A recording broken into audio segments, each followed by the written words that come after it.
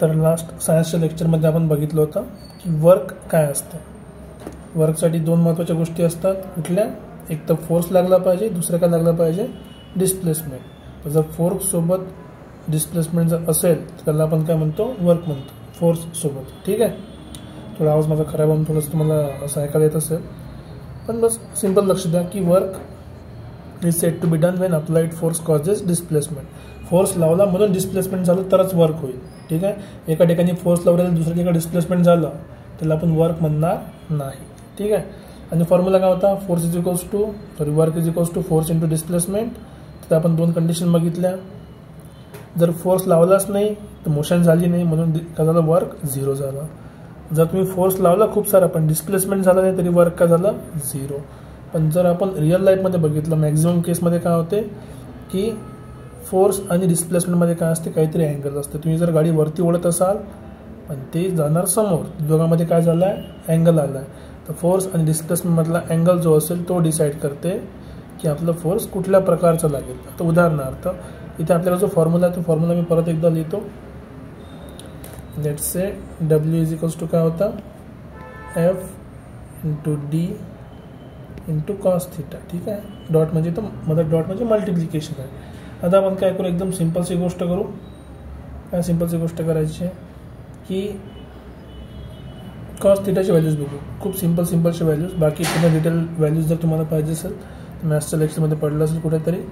तर आपल्याकडे बघा इथे कॉस थिटाची व्हॅल्यू लिहू आपण. एक सेकंड. इथे कुठेतरी आपण थिटाची व्हॅल्यू लिहू अँगलची. ठीक आहे. इथे लिहिणार आपण कॉस थिटाची व्हॅल्यू आणि ते कॉस थिटाची व्हॅल्यू यूज करून आपण काय बनवणार आहे ते FD कॉस थिटा. ठीक आहे. आणि त्याच्यावर आपण कमेंट करू की FD कॉस थिटा कुठल्या प्रकारची व्हॅल्यू आपल्याला दिसते. ठीक आहे. ओके. थोडं एका साईडला रिलेट करून घेऊ. बघा उदाहरणार्थ चला, जर समजा कॉसची व्हॅल्यू जर समजा थिटा म्हणजे काय? जर 0 असेल, 0 डिग्री.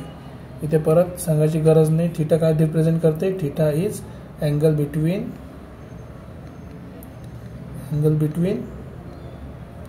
Force and displacement. जर वर्ड यूज करायचा असेल तर फोर्स अँड डिस्प्लेसमेंट वेक्टर्स शब्द जास्त करेक्ट राहील. पण आपल्यासाठी फक्त फोर्स कोणत्या डायरेक्शनने लागला आणि डिस्प्लेसमेंट कोणत्या डायरेक्शनने होऊ राहिला ते डिसाईड करते की दोघांमधला अँगल किती आहे. बघा सिंपल आहे. जर अँगलची व्हॅल्यू 0 असेल तर कॉस 0ची व्हॅल्यू किती होणार आहे? कॉस 0ची व्हॅल्यू होते 1. हे लिहू शकता तुम्ही. नंतर ते तुमच्यासाठी व्हॅल्यूज आपण लिहून घेऊ इथे रेड कलरमध्ये. कॉस 0ची व्हॅल्यू किती होते? 1 होते.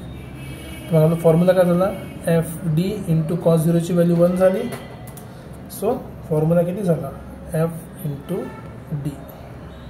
हा आपला फॉर्म्युला झाला. ठीक आहे.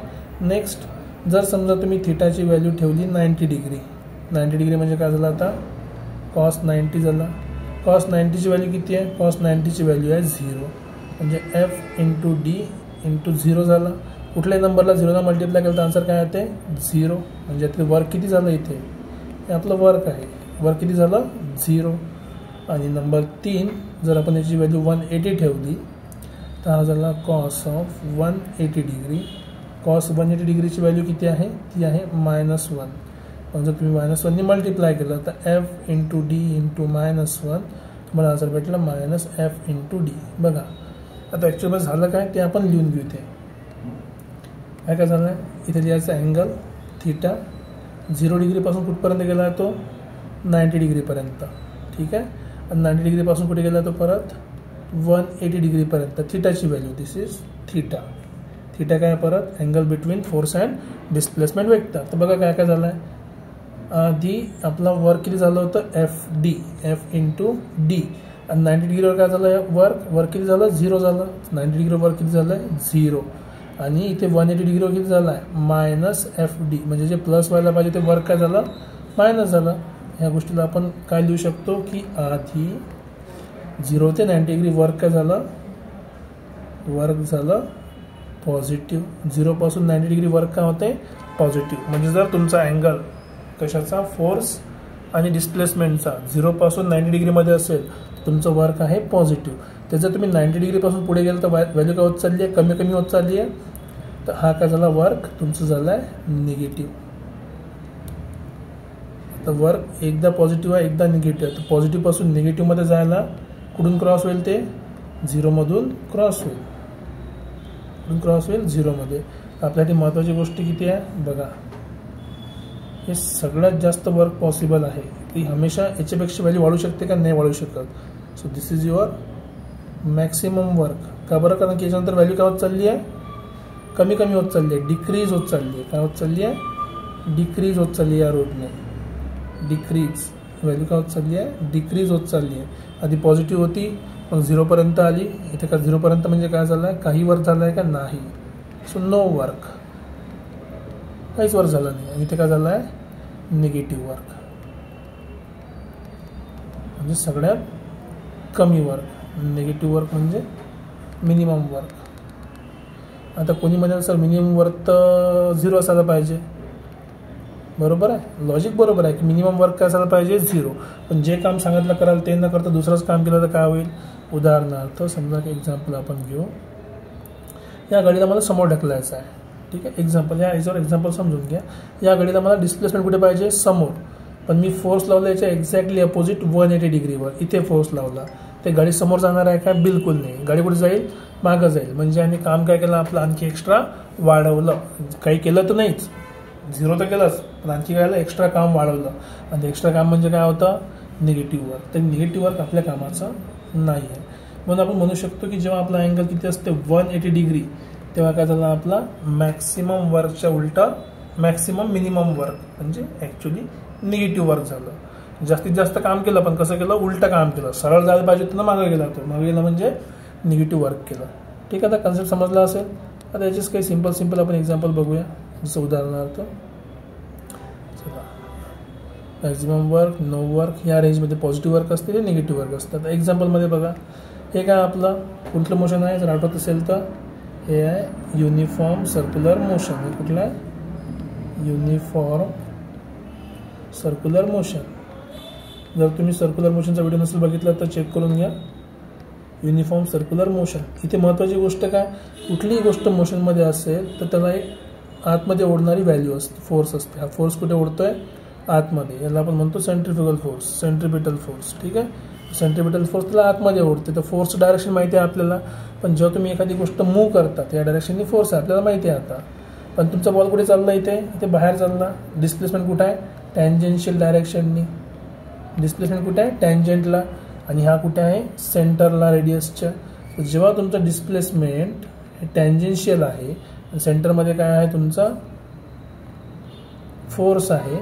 दोघांमधला अँगल किती झाला, दोघांमधला अँगल होते 90 डिग्री. दोघांमधला अँगल किती होणार, 90 डिग्री. दोघांमधला अँगल 90 डिग्री. सेम हे कारला बाहेर जायचं आहे, डिस्प्लेसमेंट इकडे करायचं आहे, पण हा फोर्स त्याला कुठे ओढत आहे, खाली. तर दोघांमधला अँगल किती झाला, 90 डिग्री.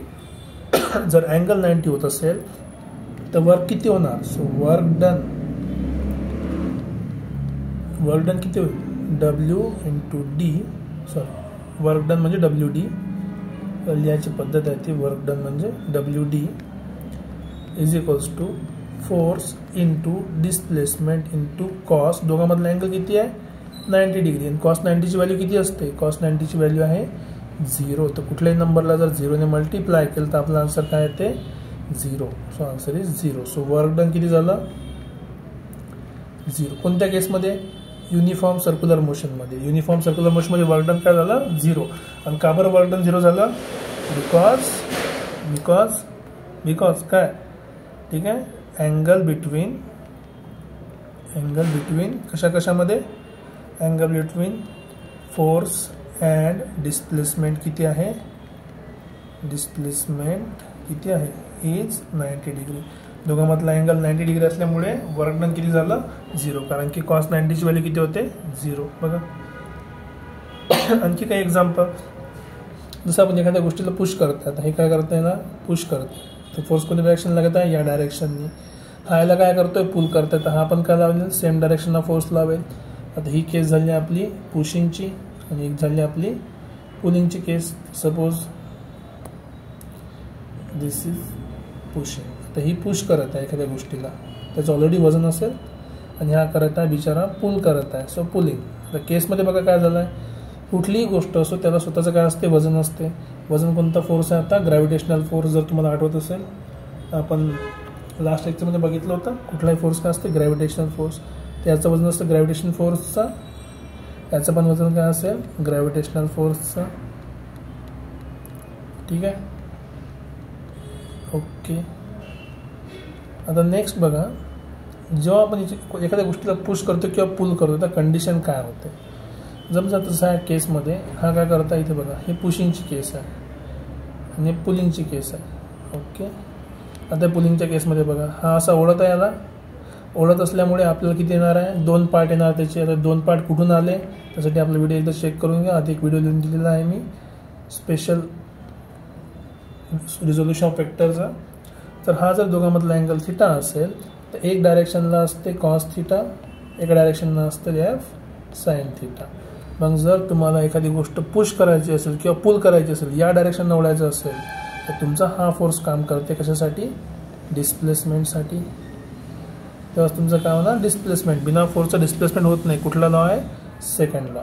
सेकंड असे होऊ शकते, तुम्ही पुश करून राहिले, पुश करताना हा डायरेक्शन आहे, परत याच्यामध्ये किती अँगल आहे, असे 2 अँगल आहे. समजा जर हा माझा असेल थिटा, तर एक थिटासोबतचा खाली ज्यासोबत थिटा असेल तो कॉस, हा झाला आपला थिटा असलेला एफ कॉस. ज्यासोबत थिटा नाही आहे त्याची तो काय झाला आपला एफ साइन थिटा. तर स्वतःचा वेट आहे. आता हे रिझॉल्युशन काय, रिझॉल्युशन ऑफ वेक्टर आहे. याला काय म्हणतो आपण, रिझॉल्युशन ऑफ वेक्टर्स. कशामध्ये, इन 2D, 2 डायमेन्शन, एक्स आणि वाय ॲक्सिसमध्ये. ती गोष्ट मी एक्सप्लेन केली व्हिडिओमध्ये, चेक करून घ्या. तर बेसिकली आपल्याला काय काय भेटलं बघा. आपल्याला माहिती आहे की फोर्स म्हणजे काय, वर्क डन म्हणजे काय होते, force into displacement into cos theta. ठीक आहे, त्याच्या आपण 3 बेसिक व्हॅल्यू पाडल्या.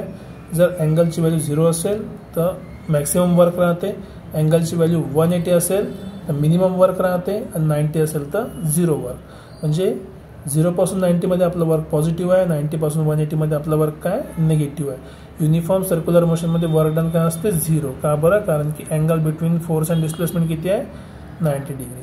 मग पुशिंग आणि पुलिंगच्या केसमध्ये आपण काय करू शकतो, त्यांना 2 डिफरंट पार्टमध्ये याला रिझॉल्व्ह करू शकतो. तर हे काय झालं आपलं फोर्स विषयी बेसिक गोष्टी. मग आता फोर्स विषयी आणि वर्क विषयी काहीतरी काम. आता आपण वर्क तर काढला आहे, ठीक आहे. वर्कचा फॉर्म्युला सगळ्याला माहिती झाला असेल की वर्क डन इक्वल्स टू काय झालं आता, फोर्स इंटू डिस्प्लेसमेंट.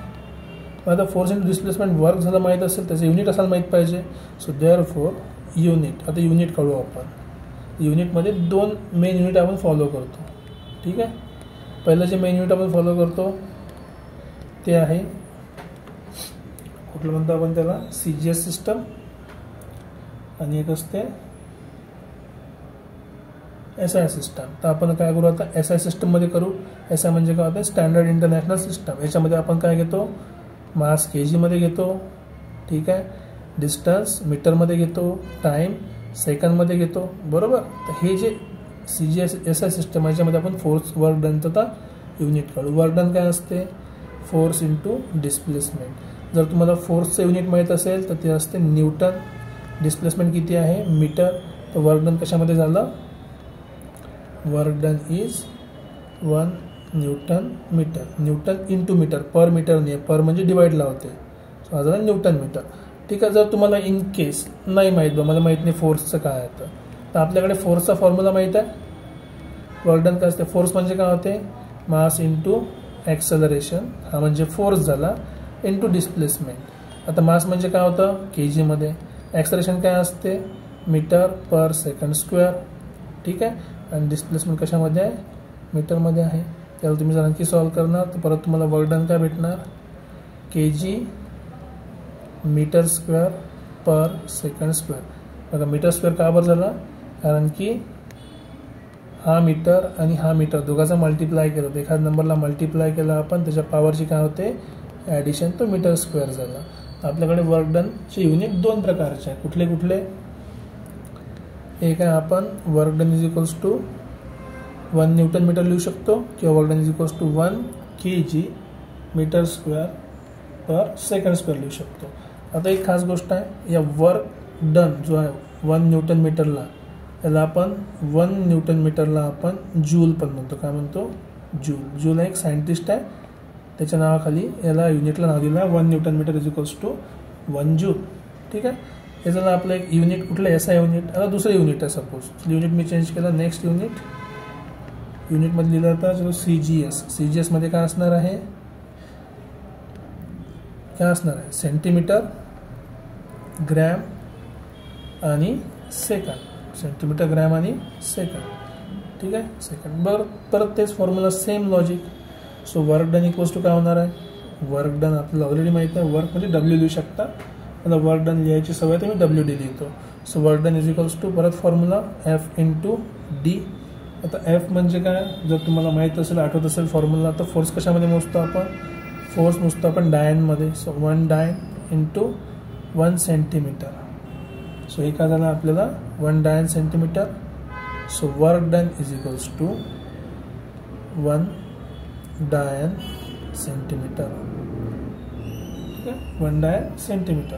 आणि या 1 डायन सेंटीमीटरला आणखी एक नाव दिलं जाते, त्याला नाव आहे 1 ERG. हे आहे एनर्जीचं युनिट, 1 ERG. सो 1 ERG काय म्हणायचं? It is a work done. किती वर्क डन? हे डेफिनेशन करायचं की इफ हा काय फोर्स, इफ 1 डायन force causes 1 centimetre displacement. If 1 डायन force causes 1 centimetre displacement. Direct लिहू शकता तुम्ही. इफ 1 डायन फोर्स causes 1 सेंटीमीटर डिस्प्लेसमेंट. ठीक आहे. 1 सेंटीमीटर डिस्प्लेसमेंट. ठीक आहे. कुठल्या डायरेक्शनमध्ये? Same direction. ठीक आहे. In the same direction, then the work, कशाला पण म्हणतो, then the work is 1 ERG.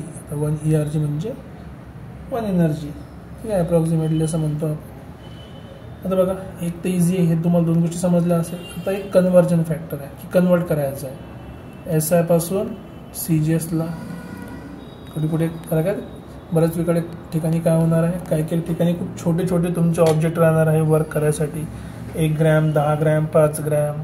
जसं बुलेट ग्रॅममध्ये आहे. ग्रॅममध्ये जर बुलेट फेकून मारली तर किती वर्क कराल. ठीक आहे. काही गोष्टी खूप मोठ्या राहील. जर समजा तुम्ही एकाचं काम करता, समजा तुम्ही भिंत ढकलाचं काम करताय किंवा एखादी बॉक्स ढकलाचं काम करताय, तर भिंत तर हलणार नाही, तर वर्क डन 0 होईल. पण जर एक खूप मोठा हेवी बॉक्स तुम्ही ढकलत आहात तर थोडा सरकेल. म्हणजे तुम्ही फोर्स लावत आहे पण डिस्प्लेसमेंट किती आहे? सेंटीमीटरमध्ये. तर अशा केसमध्ये काय करायचं? कन्व्हर्जन करायचं. तर कन्व्हर्जन करणं बघा किती इझी आहे. बघा, थोडंसं लक्ष द्या. SI युनिटमध्ये काय आहे ते?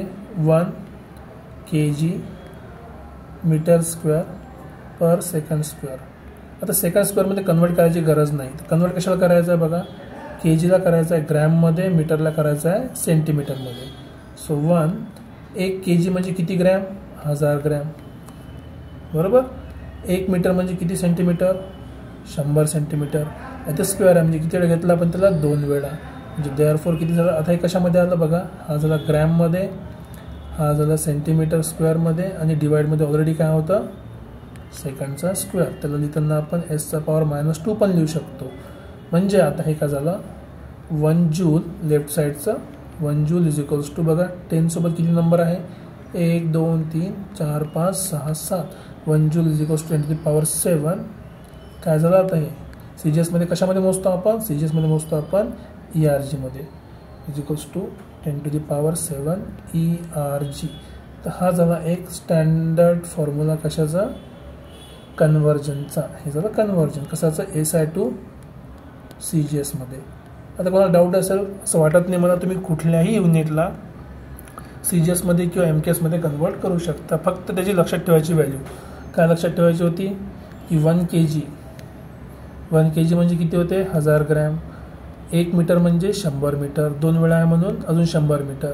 तर आता मी kgला ग्रॅममध्ये लिहिलं, मीटरला सेंटीमीटरमध्ये लिहिलं आहे ना, आणि सेकंड तसाच आहे. सो आन्सर झालं gram centimetre square per second square, जे काय CGS युनिट आहे.